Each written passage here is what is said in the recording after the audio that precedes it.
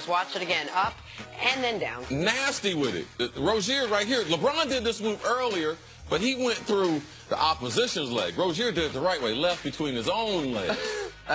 He's turned into a special player. No, he's no role player, no backup. Man, Danny Ainge should be tooting his own horn about that, man. He was right about Rozier. He can't do it. He's been right about a lot of things. Doing it. Jenna gonna do it for him. I'm going to do it for Danny Ainge. What's up? Same game, Ben Simmons was trolled with Nada, rookie. Chance all night. Nice pass. That was a nice pass. That pass was a hell of a lot better than those silly chants they were doing in Boston. Boston, you got a great home crowd. Come on, New England, those are some of the smartest sports fans ever. Football, basketball, hockey, baseball. And then they started chanting to Jason Tatum, he's a rookie. That's corny, man. Dennis Smith Jr.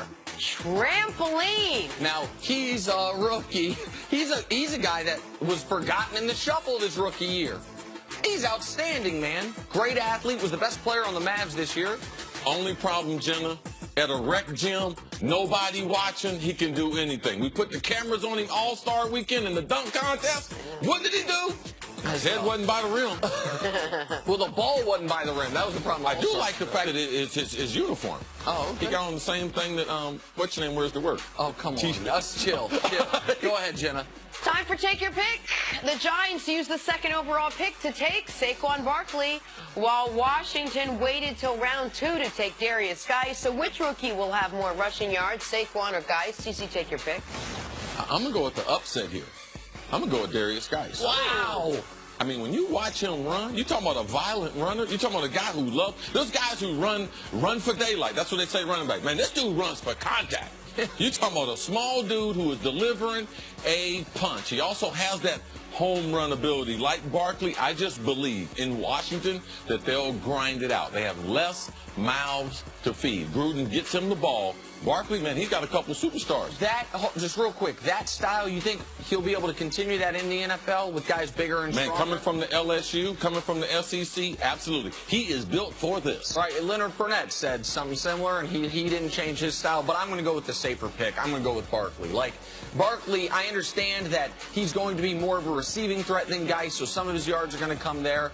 But if Saquon Barkley doesn't have 1,100 yards rushing this year, people are going to be very disappointed with that number 2 overall pick to go along with 400 or 500 yards receiving. I would be surprised if we have a bunch of rookies getting north of 1,100 yards. I think Barkley's going to be the featured part of the Giants offense, along with Odell Beckham, of course, but I'm going with Saquon.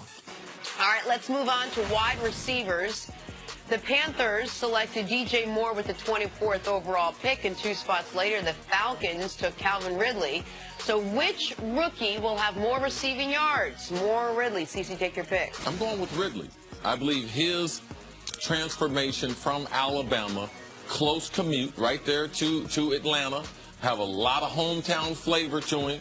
Julio Jones getting him the playbook. Matty Ice, I believe, is a better thrower of the football, and they are more of a passing team than Carolina. That's the reason why I'll take Calvin Ridley. For all those reasons, plus a couple more, I agree with you. Like, they are more of a passing team than Carolina. Obviously, Matt Ryan's a more refined passer than Cam Newton.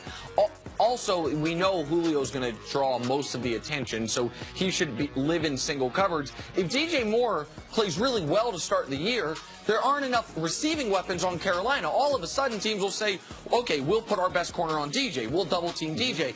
You're not ever going to be able to do that to Calvin Ridley. So for all those reasons, I agree with you. I believe the answer is Calvin Ridley. I think he's the safest bet there. All right, let's You're getting smarter. Let's move on to quarterbacks. The Jets took Sam Darnold with that 3rd overall pick, while the Cardinals took Josh Rosen at 10. So which quarterback is more likely to start week 1, Darnold or Rosen? CC, take your pick.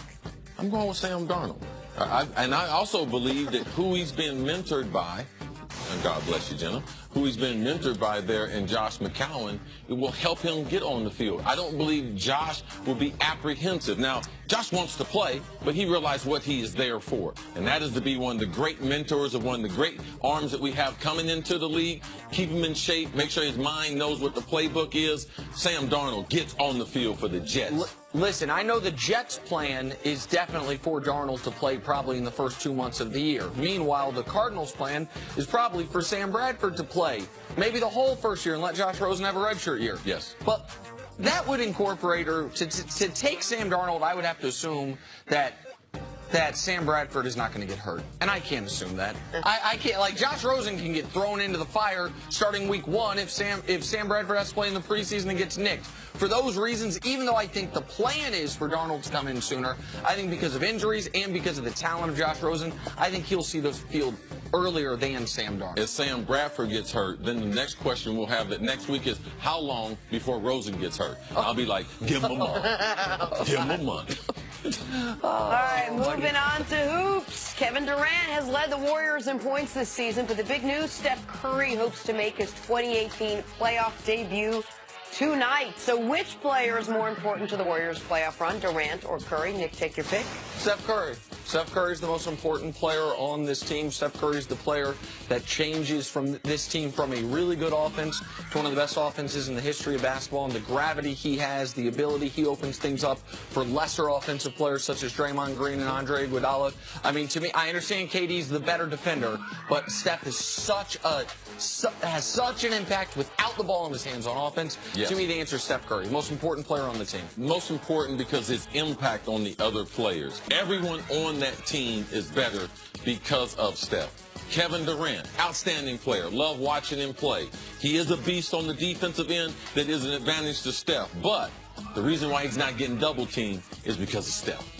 It's not the other way around. Right. You know, Steph's ability to get guys the ball, be able to pass the ball with left or his right hand, and for Steph, he's underrated. How many layups he gets in the paint. We always talk about his three-point shooting. Watch how many times he gets right to the rim tonight. His first MVP year, Steph finished at a higher percentage at the rim than LeBron James did. Like, he is an elite finisher at the rim, and so, yeah. And let's not forget, just because of these 6 games of the playoffs, how the Warriors struggled down the stretch without Steph Curry. All right, finally, Cleveland will visit Toronto tonight for Game 1. The Cavs have been carried by LeBron James, who hopes to steal a road game versus the Raptors. So the winner of Game 1 will be Cavs or Raptors. Nick, take your pick.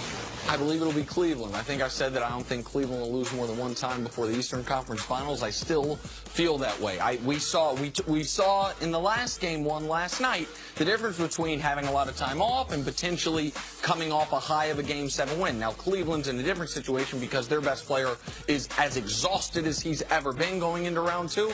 But I believe the role players will be better in this round than they were in round 1. I think it'll start tonight. And I think Cleveland's just a terrible matchup for Toronto and have been for the last 3 years. I'm going with the Raptors. I believe they're a better team. I believe they get off the series with the win tonight. They're an excellent team at home. And I believe tonight it proves why they made those changes, why they changed their offense, why they got so much depth. Casey has done a tremendous job with giving that bench empowerment. They play critical minutes. So watch the bench scoring and watch the starters and the support that DeRozan has, absent of what LeBron does not have. So I'm going with Toronto. All right. Coming up, what's the best fit for Des Bryant? Talk about that next on First Things First. How's he getting